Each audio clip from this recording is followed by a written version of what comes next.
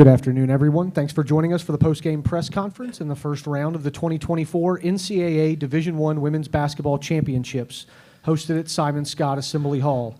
A reminder that the open locker room portion for Indiana has begun and will run concurrently with this press conference and close at 4:11 p.m. On the dais, we are joined by head coach Terry Moren, senior Sarah Scalia, and sophomore Yarden Garzon. Coach, we'll start with an opening statement, followed by questions for the student athletes, and then questions for Coach. Well, thank you. Just want to start off by always saying thank you to Hoosier Nation for being here this afternoon. It's so great to have the energy that we have in this building, and we're so grateful once again. Congratulations to a very good Fairfield team that had a terrific, unbelievable kind of season. Carly has done a great job, and her staff and those players have done a great job this season, and they've had a very special one. And there's a reason why. They gave us everything we wanted in that first half, as far as from an offensive perspective, with their movement, body movement, ball movement. Their threes that were going down. I thought we made some adjustments in the second half, give our kids credit for being able to make those adjustments in real live action. Offensively, we finally got going. Sarah had a special afternoon, but as I said to all of them, they had help. We had balanced scoring. Anytime that you can score almost 90 points, we had 25 assists on 31 makes, which is really, really good. And we were plus 15 with rebounds. So I thought those things, in combination with adjustments that we made defensively, it was a tale of two different halves. So we're awfully proud that we got the win here this afternoon, but we're trying to keep the main thing, and we got to get these guys some food. They're going to watch the next game and help us with the scout, and so we're happy, always happy in this tournament to be advancing. All right, we will take questions for the student athletes. Please raise your hand if you're in the room. State your name and affiliation prior to your question. And if you're joining us on Zoom and have a question, raise your hand, and we'll take questions near the end of the allotted time. Front row on your left, ladies. Lou Friedman from the Seymour Tribune for Sarah. When you hear a team is, as Terry talked about only yesterday, shoots 242 threes more than you, do you start to think, hey, this could be my kind of game, and that maybe my team will need me more than usual even to do and keep up with them and shoot like that? Yeah, I just think I honestly just continue to play my role each game and kind of do the same thing, have the same mindset going into each game as far as just playing my own game, not kind of going off of that. But yeah, like Coach said, they're a very talented team. They can obviously shoot the ball. They cut well off the ball. So it was a good win we had. We'll stay in the left side, second row. Ryan Canfield, Indiana Daily Student. For either of you, Yarden or Sarah, how did you guys respond to the halftime message from Coach? I think the biggest thing was just defensively. We kind of had to lock in defensively. We were off to a little bit of a slow start in the first half at times, and I think the biggest thing, we just had to lock in defensively and get out to the shooters. Don't let them get knocked down threes or anything like that. So I think that was the biggest thing, was defense. Yarden, anything to add? I feel like we all know how important is the third quarter for us, so we try to go out and be ourselves, tight our defense, and have a good quarter. All right, we'll go second row on your left or on your right. Jim Coyle, Indiana Sports Beat Radio. Sarah, while the stats are across the board great for the team, incredible day for you with 27 points and 5 of 10 from behind the arc, 4 of 4 at the free throw line. What does having a big day like that in the first game of this tournament do for you to get you jump-started? Yeah, it's always good for a shooter to have a good shooting game and kind of go off that.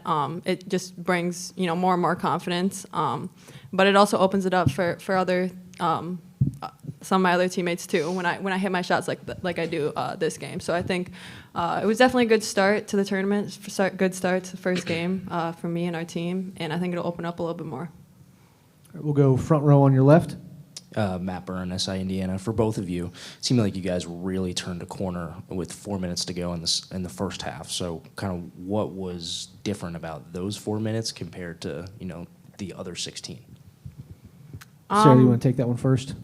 I think we just kind of had to, we were off for 2 weeks as far as playing a competitive game like that. So I think we kind of had to get our feet under ourselves there for a little bit in the first half. And I think that was the biggest thing. And we obviously played really well in the second half. So our second half was really good to us.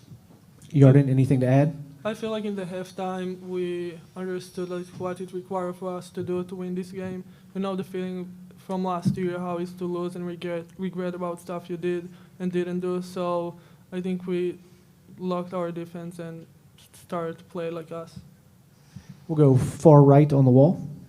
And Coach, to expand on that last question. Question for student athletes first. Oh, sorry about Then that. we'll get to Coach. Ladies, to expand on that, you really clamped down defensively on Brown in the second half. How did you do it? I think just the biggest thing was kind of knowing personnel. We kind of, let some of their players, we kind of let them go to their strengths. So I think the biggest thing was just knowing the personnel and getting out to the shooters and staying in front of them. Yarden, anything to add? No, I agree with Sarah. We'll go middle in the second row. Yeah, Chloe Peterson, Indy Star for Sarah. You seem to have a lot of fire in the third quarter, especially in that three-pointer to put you guys up 16. Just what were you feeling in that moment? Honestly, we needed a run like that, I felt like. I was kind of going back and forth for a lot of the first half, and then we came out hot in the third quarter. So I think, we just needed a run, and it was, we needed Assembly Hall to, kind of get us going a little bit because we have the advantage at home. Anything else for the student athletes? Front row on your left. On that same topic about Assembly Hall, the coach said the building was rocking when you got going, and you seemed very aware of that. And how does it go? I mean, how does it really rev you guys up on the floor when everybody, standing O at one point when you hit the three, and similar, to that? Yeah, I would say it's just, I feel like I said, we're at the advantage at home, and we have, a really big fan base. We're really grateful for the fans that show out to our games. And, when it gets loud in Assembly Hall, it helps us go into. It helps just build our energy up, and we want to play good, especially in front of our home crowd, to kind of show them that, we deserve to be playing at home in the tournament. Yarden, anything to add? I agree. I love to play in front of our fans. It's always fun to play in Assembly Hall, and I'm really looking forward for Monday. Great. Ladies, thanks for your time. You can return to the locker room. Good job, you guys. Thank you. Again, Indiana's open locker room will run for approximately 15 more minutes. We will now take questions for Coach. Raise your hand, and we will get you a mic.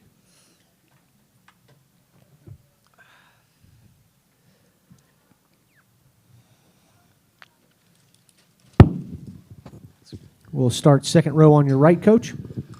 Jim Boylan, Indiana Sports Beat Radio. Terry, the pace was torrid in the first half, and I was like, wow, I started counting shots. Is that a pace that you want to keep up? I don't know if that had anything to do with the adjustments that you guys made in the second half, but it was a very torrid pace, but you guys played into that. Is that something that you want to do? Yeah, that's us, Jim. I mean, we want to play fast. I thought it was really good for us. Sarah alluded to it. We haven't played in 2 weeks.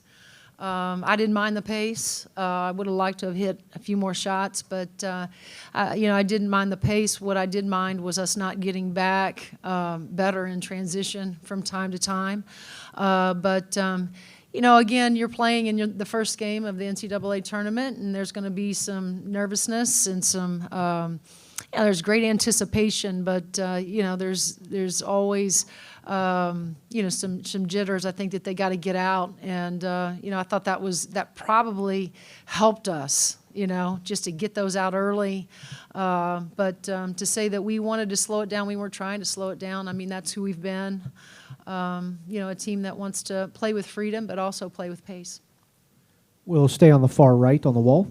And Coach, Jim Williams, WRBI in Batesville. What I was generally asking players too, your defense in the second half dramatic, Sure. and especially clamping down on Janelle Brown. Sure. The adjustments we made is we just decided to switch everything 1 through 5, and we're not a team that does that. That's why we're so proud of our guys being able to make those adjustments and really having to sit down. I thought several people had to guard her. I thought Lex, Chloe, from time to time, anytime she tried to go downhill and we got those switches, Mac really did a great job, I thought, of protecting the rim.